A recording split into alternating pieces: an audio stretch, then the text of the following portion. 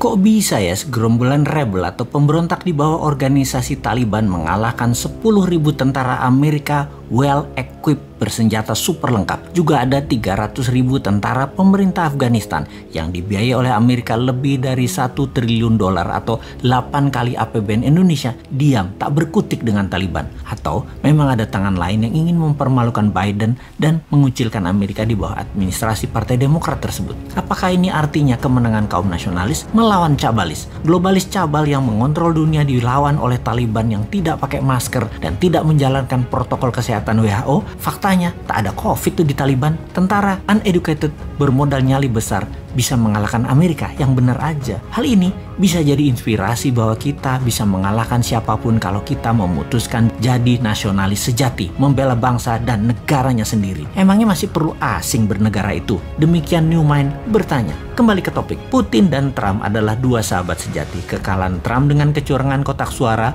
ala pakai kardus digembok versi modern lah, membuat kaum nasionalis dunia main shadow, tidak muncul di permukaan lagi. Kalah di Afghanistan, administrasi Biden tercoreng habis. Mereka kenyataannya di dalam negeri sedang ribut masalah Kamala Harris. Lalu sekarang Demokrat ditampar dengan hengkangnya Amerika ke birit-birit lari dari Kabul. Bukti lagi, mereka tidak bisa mempertahankan aset minyak Afghanistan yang besar karena lemahnya Biden. Kita agaknya harus mengajari kaum old mind bernegara internasional yang memang tidak terlalu jago dan selalu salah di mata internasional karena memang jarang berkunjung ke negeri tetangga atau negeri sekutu lainnya. Memang selama 7 tahun ini diplomasi luar negeri agak lemah. Jarang sekali ngurusi luar negeri, pada 80% produk kita atau kebutuhan kita tergantung dengan luar negeri, terutama cara ekonominya saat ini dikelolanya. Faktanya, 80% ngurusi politik dalam negeri saat ini dan kebijakan yang diambil selalu yang populis, yang rakyat suka. Itu aja yang keputusannya dibuat, bukan yang benar. Apa salah emangnya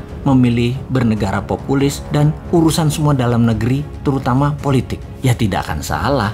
Mana ada sih salah benar dalam politik? Yang ada hanya fakta, data, dan angka. Apakah ada makanan di piring rakyat? Apakah kesehatan rakyat membaik? Apakah masyarakat bahagia penuh tawa? Kita kembali ke luar negeri, apa yang negara besar lakukan dan apa yang Indonesia tidak lakukan selama ini karena tidak terlalu paham. Taliban menang, Presiden Ashraf Ghani kabur, Amerika dibully. Minggu sebelumnya, Amerika mengadakan pertemuan yang alot dengan negosiator Taliban di Doha, menyertakan negara regional, Rusia, dan Tiongkok. Amerika memberikan ancaman kepada Taliban akan diperlakukan Taliban sebagai nantinya negara pariah atau pariah state bila ambil kekuasaan dengan paksa. Pemerintah Afghanistan, Ashraf Ghani, menawarkan sharing of power sebagai imbalan gencatan senjata pada Taliban. Tapi ini ibarat menawarkan remis. Taliban tahu Amerika dan Ashraf Ghani sudah kalah posisi. Taliban mempercepat proses takeover. Urban area dan ibu kota Kabul dikuasai. Pentagon kirim 3.000 pasukan evakuasi.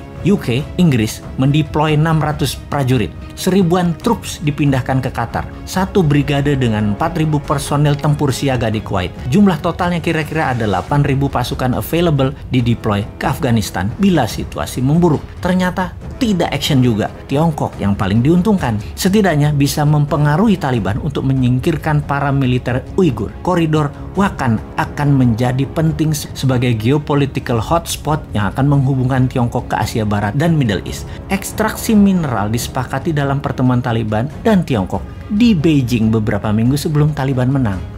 Dikira Tiongkok nggak main ya di sana. Ini faktanya. Sekali lagi, ingat nikel, ingat Tiongkok kan? Yaitu ekstraksi mineral Afghanistan untuk Tiongkok terlihat baik membantu, tapi aset Afghanistan disedot. Ternyata kekuatan Amerika tidak berguna karena Taliban membiarkan Al-Qaeda dan ISIS berkembang di Afghanistan. Sebagai catatan, dalam 5 tahun ini Al-Qaeda dan ISIS link group menjalar ke Asia Timur dan Utara. Pecahan grup ekstremis Taliban dan simpatisan Al-Qaeda dan ISIS saat ini ditemukan di banyak negara Afrika, bahkan di Filipina, juga Indonesia. Sungguh, kemenangan Taliban di Afghanistan juga bisa menjadi booster bagi kelompok radikal di tempat lain, sekaligus bukti war on terror belum selesai. Pemerintah nasionalis Indonesia di dalam negeri perlu mempercepat konsensus menghabisi gerakan pemahaman keras far right ekstremis sebagai pekerjaan rumah kalau ingin aman ke depannya. Di luar negeri, mainkan seperti Tiongkok, ambil benefit di air keruh. Faham? Enggak? Yowes, tunggu 2024 kita praktekkan nanti.